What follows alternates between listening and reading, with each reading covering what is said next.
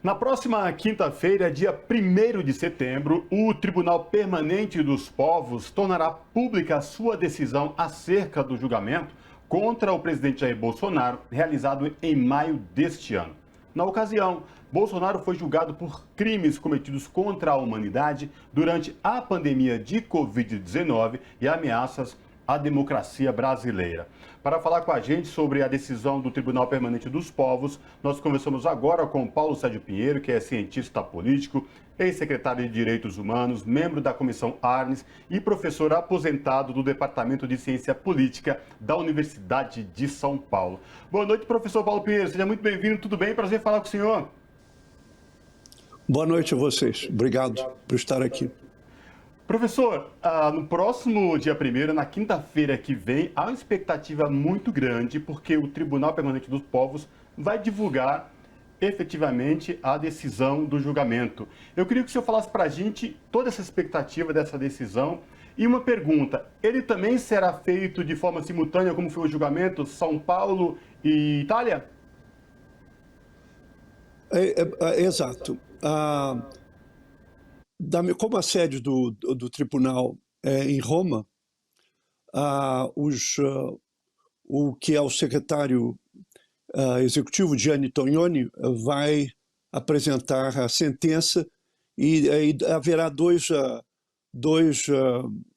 oradores, basicamente o Ferrajoli, que é um grande jurista italiano, que é o presidente do júri, e depois o Zaffaroni, que é ex-ministro da Corte Suprema da Argentina, que deverá também intervir. Outros juízes devem falar.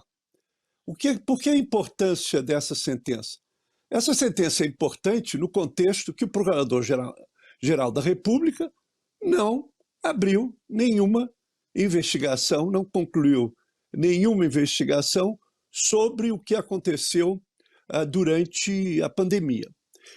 Então, a denúncia apresentada pela Comissão Arnes, pela Coalizão Negra, pela Associação dos Povos Indígenas e a Internacional dos Serviços Públicos é acusar o presidente Bolsonaro de ter cometido crimes contra a humanidade no contexto do negacionismo em relação ao Covid, e por praticar incitação ao genocídio em relação aos povos indígenas.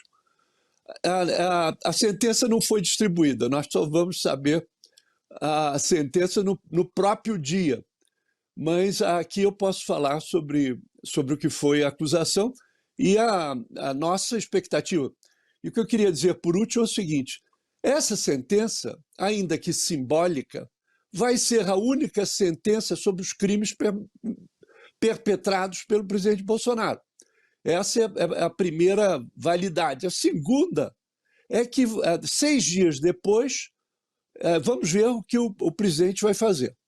Ele tem demonstrado um certo autocontrole, mas os anúncios que ele anuncia, que ele publica sobre o 7 de setembro, são muito temerários. Então, eu acho que tem um simbolismo muito grande.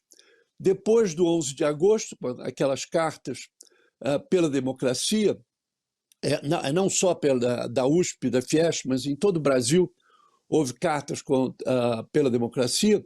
Essa leitura dessa sentença tem um simbolismo grande na sala dos estudantes da Faculdade de Direito em São Paulo, no dia 1º de outubro, como você falou.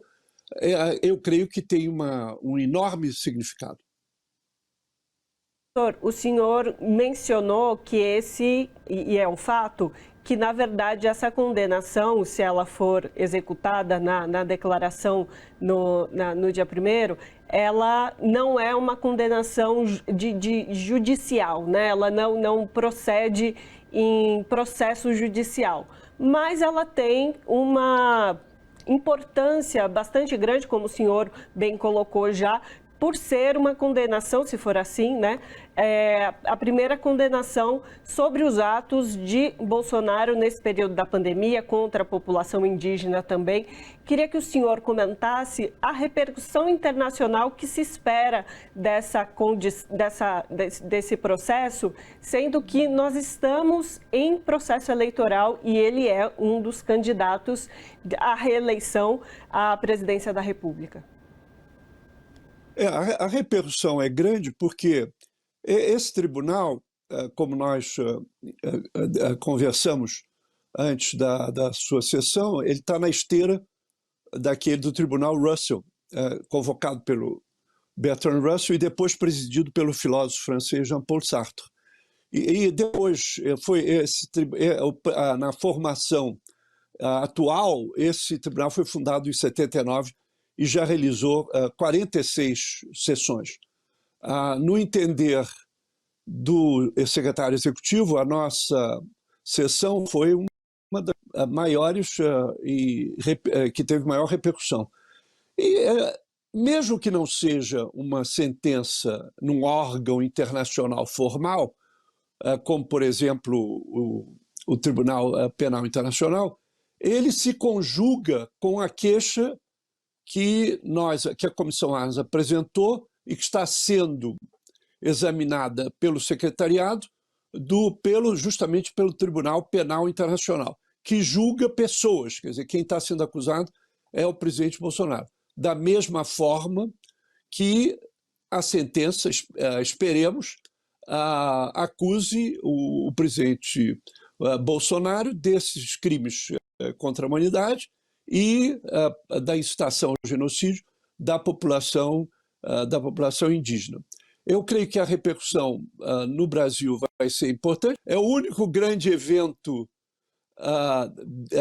de conteúdo, de análise e de crítica veemente às políticas do presidente Bolsonaro antes desse 7 de setembro, que em vez de ser uma data festiva, é uma data de necrofilia.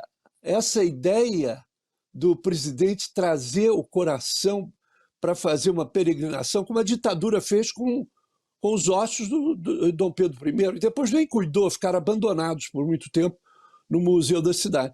E a coisa extraordinária é que o presidente ressuscitou o lema da ditadura salazarista, que ocorreu desde os anos final dos anos 20 até os anos 60, e de Deus, pátria e família. Então, ontem, com essa relíquia macabra, o coração inchado dentro, supõe-se, especialistas disseram, de uma solução de formal, ele invocou Deus, pátria e família. Isso é ligado à tradição família e propriedade, isso é ligado à antiga ditadura de Salazar em Portugal e o Estado fascista de Vichy, que tinha o mesmo lema. É com essa que nós vamos, com essa cantiga que nós vamos no 7 de setembro. É uma vergonha e um constrangimento enorme. Professor, na época do julgamento, em maio, o mundo inteiro falou deste julgamento, foi bastante repercutido aqui no Brasil também e fora, por conta de tudo que vem acontecendo, não só da forma como o presidente Jair Bolsonaro tratou a pandemia aqui no Brasil, mas os ataques constantes ao Estado Democrático de Direito. Pois bem, professor, diante de tudo isso, o senhor bem falou aí dessa questão deste novo ato aí, essa vinda do coração de Dom Pedro, no momento em que o país não vive um momento de pessoas passando fome, pessoas desempregadas, inflação altíssima e proposta de crescimento dessa atual gestão. Mediante de tudo isso, professor, a expectativa que o senhor disse é muito grande para relação à decisão do tribunal.